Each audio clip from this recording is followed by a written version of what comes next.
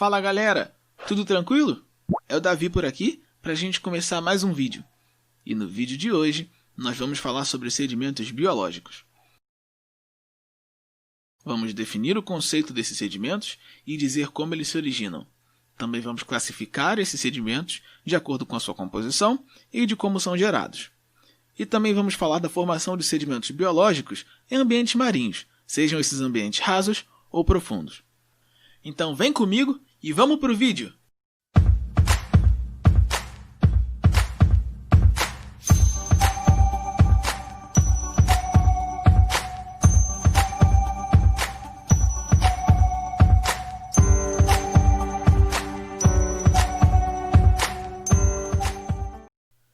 Então pessoal, o vídeo de hoje vai ser a respeito dos sedimentos biológicos, que são aqueles em que os organismos participam da sua formação. Já falamos um pouquinho deles no vídeo passado, e agora vamos dar um destaque. Podemos dizer que esse tipo de sedimento se forma próximo aos locais em que eles são depositados, como por exemplo, áreas de acúmulo de água nos solos, rios, lagos e oceanos, onde as condições ambientais, como a temperatura, a luminosidade e a disponibilidade de íons dissolvidos, favorecem a atuação direta ou indireta de organismos para que ocorra a precipitação mineral. Na forma direta, temos como exemplo a formação e deposição de exoesqueletos de organismos marinhos.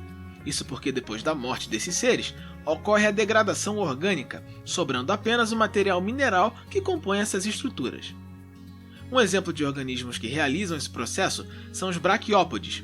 Isso porque eles assimilam íons de cálcio e carbonato da água do mar para construírem as suas conchas de carbonato de cálcio. Nessas figuras, estamos vendo uma ilustração da estrutura de um braquiópode e também uma foto de um exemplar fossilizado que pertencia à coleção do Museu Nacional. Esses organismos são seres invertebrados que atualmente são pouco diversificados, mas já foram muito abundantes no período Paleozoico e estão muito presentes nos depósitos marinhos que se estendem do Cambriano até o Devoniano.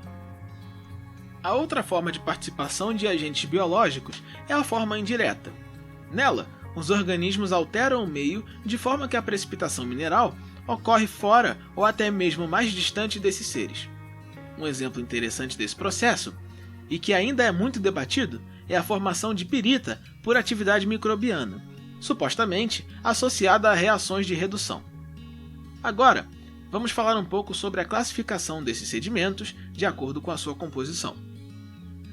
Bom, gente, eu posso dizer para vocês que a composição dos sedimentos biológicos está diretamente associada às condições do meio em que foram formadas e de que modo ocorreu a atuação dos organismos que estão nele. Assim, os sedimentos biológicos apresentam diferentes composições e podemos classificá-los em carbonatados, silicosos e fosfáticos. Os sedimentos carbonatados estão relacionados a processos químicos e bioquímicos, sendo que nesse vídeo vamos falar de como os organismos participam de sua formação. Bom, primeiramente, é importante dizer que esses sedimentos podem se formar tanto por meio de animais quanto por meio de plantas, e que grande parte deles estão associados a ambientes marinhos. Além disso, falando agora da sua composição, podemos dizer que ela está vinculada à presença do íon carbonato com íons de cálcio ou magnésio, formando os minerais de calcita, tanto de baixo magnésio quanto de alto magnésio, e aragonita, ou até mesmo uma mistura dos dois. Esses íons podem ser absorvidos do meio para a formação de conchas ou outros materiais calcíticos, ou então podem também ser produzidos indiretamente pela interferência de organismos no meio, ajudando de certa forma a deslocar o equilíbrio de íons de cálcio e carbonato, apesar de seu papel em muitos casos ainda ser debatido. Agora, deem uma olhada nesses exemplos de organismos aqui, lembrando que os braquiópodes estão nesse grupo também, tranquilo? Então vamos lá! Esses são exemplos de foraminídeos, que são pequenos organismos unicelulares. Também temos os moluscos, que fazem parte de um grande grupo de organismos, sendo que no nosso contexto temos como exemplos os bivalves, os gastrópodes e os cefalópodes. Esse aqui da figura é um bivalve. Outros exemplos são os corais, animais que podem formar colônias ou viver como organismos solitários. Agora, nessa imagem aqui, vemos a foto de uma rodófita, que é uma alga vermelha que produz carbonato em grãos finos. Além dela, existem também as algas amarelas e as verdes. Para fechar, essas aqui são as cianobactérias, que são bactérias fotossintetizantes, muito importantes também para a formação de estromatólitos. É importante lembrar também que existem alguns fatores que são responsáveis pelo controle da deposição de carbonatos.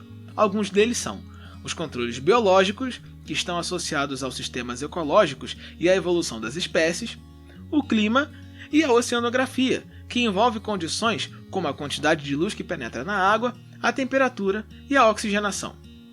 Agora que a gente já falou bastante dos carbonáticos, vamos dar um close nos outros dois tipos. Vamos começar falando dos silicosos. Os sedimentos biogênicos silicosos também estão muito associados a ambientes marinhos, envolvendo seres como diatomáceas, radiolários e silicoflagelados, que absorvem a sílica dissolvida nesses ambientes e, por meio das suas reações metabólicas, produzem endo e exoesqueleto. Nessa imagem aqui, temos um exemplo de diatomáceas. Vamos agora para a nossa última classificação, de acordo com a composição que nós vamos falar hoje, que são os sedimentos fosfáticos. Podemos dizer que os organismos participam ativamente do fornecimento de fosfato para o meio aquoso, e que também bactérias situadas em ambientes com altos índices de enxofre podem desempenhar um papel importante para que ocorra a precipitação de minerais fosfáticos. Podemos citar como exemplo a participação de organismos na formação de fosforitos, que é uma rocha que é composta por fosfato de cálcio. Pronto! Agora que nós terminamos de classificar os sedimentos carbonáticos de acordo com a composição, vamos entrar no nosso último tópico do vídeo, que são os bioclastos. Bom, já deu para perceber que muitos dos sedimentos biológicos são provenientes de ambientes marinhos, mas o que eu vou te dizer de novidade é que a profundidade no qual esses sedimentos são formados é um fator muito importante para se compreender uma série de fatores, incluindo se ocorre ou não a formação dos bioclastos. Mas primeiro, o que são os bioclastos? Podemos dizer que os bioclastos correspondem a fragmentos de material biológico, podendo estar misturados também com outras partículas minerais, e que podem conter diferentes tamanhos. É um termo frequentemente associado a fragmentos ricos em carbonato, que vieram de conchas quebradas ou outras estruturas de organismos, como restos de corais.